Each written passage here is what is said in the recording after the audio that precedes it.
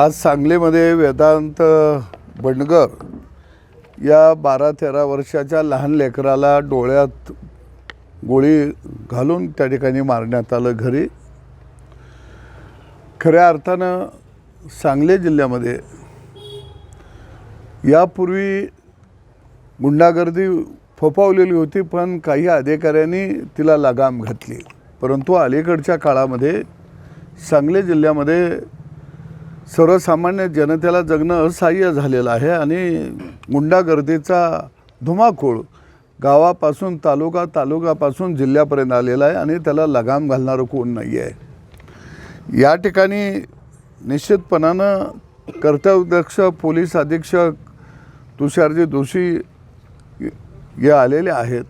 मी त्यांच्याशी आता फोनवरनं बोललो आणि पोलीस अधीक्षकांना मी या ठिकाणी नम्रपणानं सांगितलं की सांगली जिल्ह्यातली गुंडागर्दी आता तुम्हाला ठुचून काढावी लागेल, मोडून काढावी लागेल।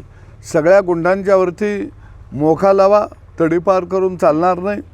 दुसऱ्या बाजूला वेदांत बंडगर या मुलाचा जीव खऱ्या अर्थानं वाचला असता, परंतु PI संदीप कोळेकर यानं दाखवलेले आपल्या कामामध्ये बेफिकीरपणा न घेतलेलं सिरियस हे प्रकरण, एका बाजूला गुंड खंडणी मागत आहेत, पोलीस स्टेशनच्या दारात गोळीबार करत आहेत आणि कोळेकर सारखे PI जर हसण्यावारी नेत असतील तर अशा PIला ताबडतोब निलंबित करणं गरजेचं आहे। हे सुद्धा मी SP कडे मागणं केलेलं आहे की या अधिकाऱ्याला ताबडतोब तुम्ही निलंबित करा आणि ही मागणी मी राज्याचे मुख्यमंत्री आदरणीय देवाभाऊ यांच्याकडं सोमवारी किंवा मंगळवारी मी भेटून प्रत्यक्षात पत्र देऊन या PIला ताबडतोब निलंबित करण्यात यावं। या PIला कुणाकुणाचे फोन आलेले होते या संदर्भामध्ये याचीसुद्धा चौकशी होणं अत्यंत गरजेचं आहे।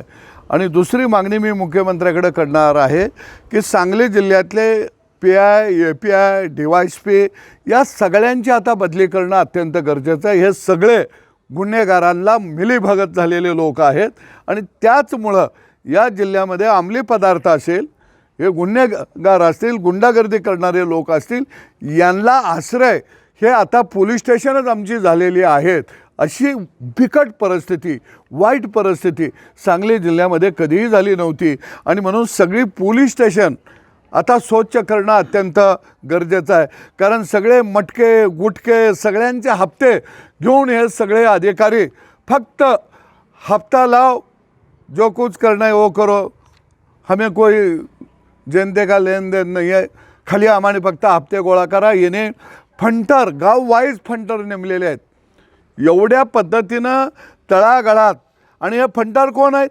हे सगळे फंटर गुंड आहेत, गुन्हेगार आहेत आणि हे सगळे फंटर जिल्ह्यामध्ये दारूवाल्याचे, मटकावाल्याचे, जुगारवाल्यांचे सगळ्यांचे पैसे गोळा करतात आणि हे पैसे सगळे पोलीस स्टेशनला येतात।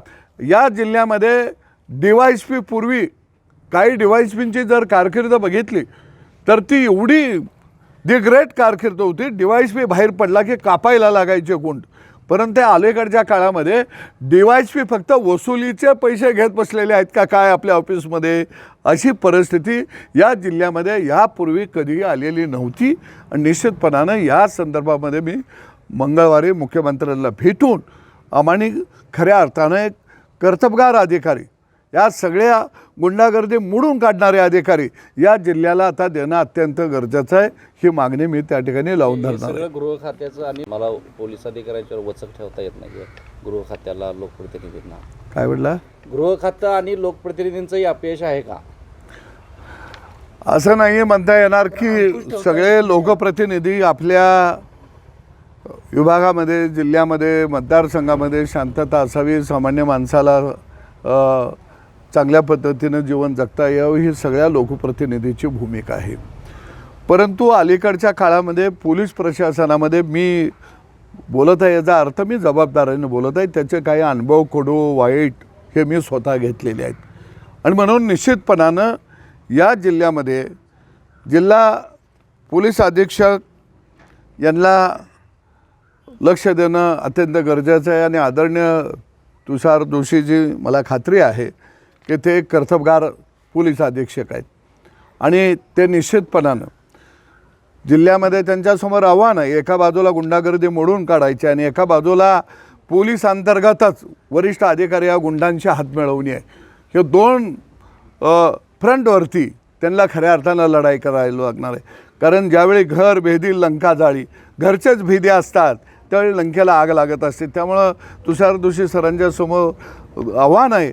कारण पहिल्यांदा घरभेदींचा शोध घ्यावा लागणार, सगळी पोलीस स्टेशन पहिल्यांदा साफ करावी लागणार आहेत आणि हे जर नाही केली तर हा जिल्हा एक गुन्हेगारांचा माहेरघर जिल्हा म्हणून ओळखला जाईल अशी परिस्थिती आज जिल्ह्यामध्ये. सगळ्या गुंडांना लावा मोका, तुम्हाला लिस्टवर आहेत, माहीत आहे तुम्हाला कोण कोण गुंडागर्दी करतं हे सगळं पोलिसांना माहीत आहे, कुणी सांगायची गरज नाही. अगदी संदीप कोळेकरसारखा PI त्याच्या दारात गोळीबार होतो, लोक जाऊन 100-200 सकाळपासून बसतात आणि हा मात्र कुठेही हालचाल करत नाही. म्हणजे हे सुस्तावलापणा आला कुठून? हे जनतेसाठी आहेत का गुंड्यांना पोसायला आणि हप्ता गोळायसाठी करायसाठी आहेत? आणि म्हणून निश्चितपणाने 12-13 वर्षाच्या अंगणामध्ये खेळणाऱ्या लेकराचा जर जीव जात असेल क्रूरपणानं तर ही गोष्ट सहन करण्याच्या पलीकडची आहे.